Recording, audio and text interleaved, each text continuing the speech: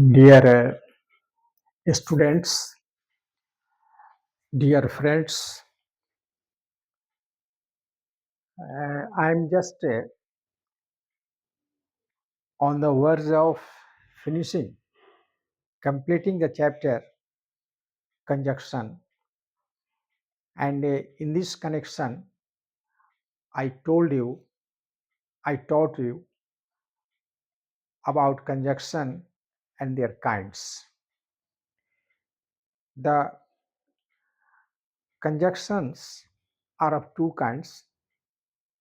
The first one is coordinating conjunction, whereas the second one is subordinating conjunction. Coordinating conjunction connects. Conjunction connect independent clause, whereas subordinating conjunction connects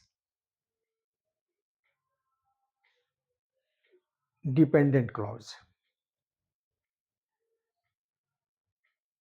And I have also told you that the sentence that is connected by coordinating conjunction is a compound sentence, whereas the sentence that is connected by subordinate conjunction is a complex sentence. These two terms, compound sentence and complex sentence, are very essential to know the student of English, that when they will go in the chapter analysis and synthesis, certainly they will have to face the word compound sentence and complex sentence. So I have mentioned them. I taught you, wherever you get coordinate conjunction, you will say that this sentence is compound sentence.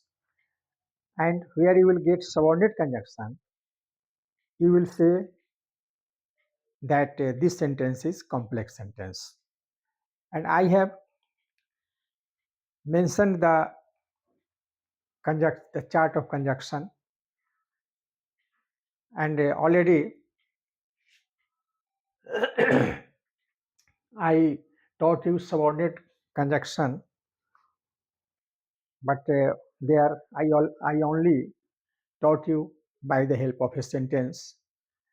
But I feel that there is necessity of giving the chart of subordinating conjunction. Then look at the board, and I'm just trying to give you that that that is apposition. Apposition, इसकी चर्चा हो चुकी है. As, since, because, ये क्या है? Reason और cause बताता है. कहीं भी सेंटेंस के बीच आप देखेंगे, हमने आपको बतलाया है, मैंने आपको दिखलाया है. ये सेंटेंस दे करके, ये क्लॉज दे, ये कंजक्शन दे करके मैंने आपको बतलाया है, जो रीजन बतलाते हैं, कॉज बतलाते हैं. As, since, because. Next, third, list, in order that, ये इफेक्ट बतलाते हैं या पर्पस बतलाते हैं. If, until, unless, as if, ये कंडीशन बताते हैं. ऑल्दो, हाउएवर, इवन इफ, ये कॉन्ट्रास्ट बतलाते हैं. एज और दैन, ये कंपेरिजन बतलाते हैं. एज, अकॉर्डिंग एज, ये मैनर बतलाते हैं. ये सब जो है when, while, before, after, since, as long as soon as, ये क्या बताते हैं? तो टाइम बताते हैं. टाइम,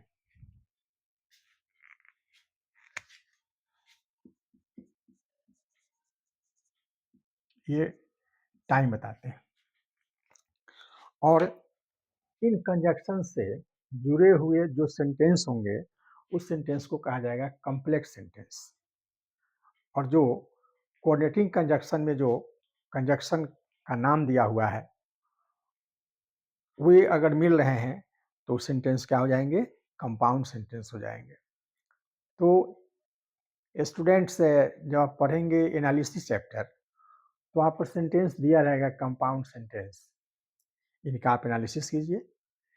ये सेंटेंस कॉम्प्लेक्स है, आप उसको एनालिसिस कीजिए, या सेंटेंस दिया हुआ रहेगा, आपको पता लगाना है कि ये सेंटेंस कंपाउंड है कि कॉम्प्लेक्स है। बिहार बोर्ड की परीक्षा में इंटरमीडिएट की परीक्षा जो होती है, 12 क्लास की जो परीक्षा होती है, उसमें क्वेश्चन आता है कि ये पता लगाएं कि ये सेंटेंस कंपाउंड है कि ये सेंटेंस कॉम्प्लेक्स है। तो बहुत इजी वे है, इजी मेथड है टू फाइंड आउट कि ये पता लगाना कि भाई ये सेंटेंस कंपाउंड है कि कॉम्प्लेक्स है। आपको जो मैंने कंपाउंड का जो कंजक्शन का लिस्ट दिया है उसको दिमाग में रखेंगे, वो अगर नज़र पड़ जाए तो कंपाउंड है, अन्यथा अगर ये नज़र पड़ जाए तो कॉम्प्लेक्स है। ये बिहार बोर्ड के विद्यार्थी के लिए जरूरी है, ये एग्जाम में पूछता है 2 नंबर का, 3 नंबर का पूछा जाता है, तो आपको ये पहचानना जरूरी है। अगर आप मान लेते हैं कि अगर ये लिस्ट आपके दिमाग में नहीं है, अगर आप लिस्ट भूल रहे हैं, तब क्या करना है भाई? तब क्या करना है कि कंजक्शन के पहले वाले और बाद वाले पार्ट को देखना है कि क्या पहले वाला दूसरे वाले पर आश्रित है कि नहीं है, स्वतंत्र है कि परतंत्र है। अगर स्वतंत्र है सेंटेंस का अर्थ तो आपको आसानी से आना चाहिए, अब तो पूरा ग्रामर करीब करीब समाप्त हो चुका है। और उसमें यदि स्वतंत्र सेंटेंस है, इंडिपेंडेंट क्लॉज है, तो आप कहेंगे कि नहीं ये क्या है? कंपाउंड सेंटेंस है। लेकिन यदि आप देखेंगे कि नहीं एक क्लॉज दूसरे क्लॉज पर आश्रित है, डिपेंडेंट है, एक के बगैर दूसरा नहीं हो सकता है, तो आप कहेंगे कि ये सेंटेंस कॉम्प्लेक्स है।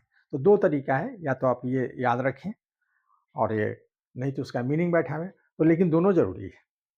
दोनों जो तरीका है, दोनों ज़रूरी है आपके लिए जानना, तब जाकर के काम होता है। तो पूरी जानकारी होनी चाहिए।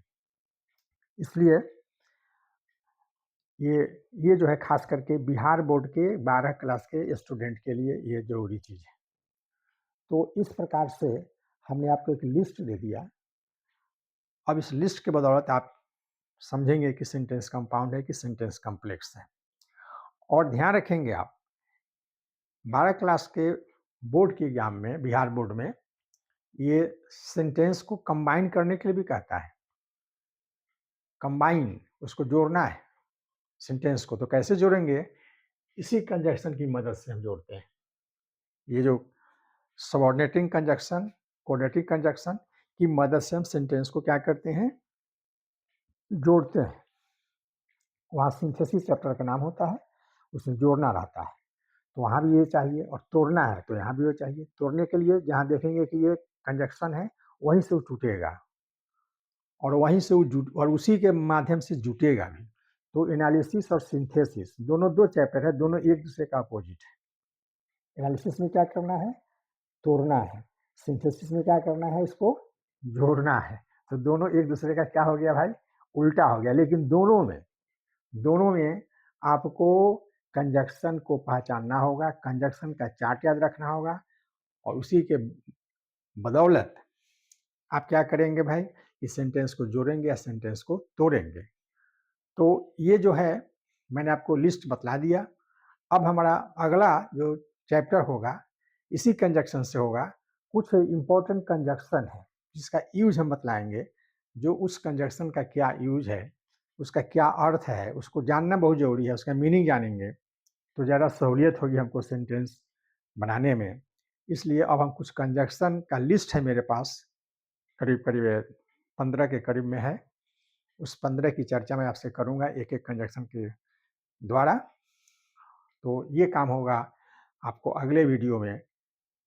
तो आप हमारे साथ भाई जुड़े रहें, हमारे चैनल को सब्सक्राइब करें, हमारे चैनल को लाइक करें, हमारे चैनल को ये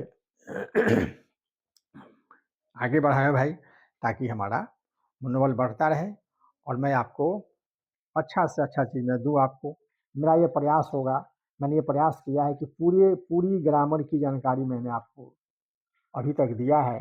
अब मुश्किल से 4-5 चैप्टर बचा हुआ है, तो ये पूरी जानकारी मैं आपको दूँगा। मेरे साथ आप बने रहिए।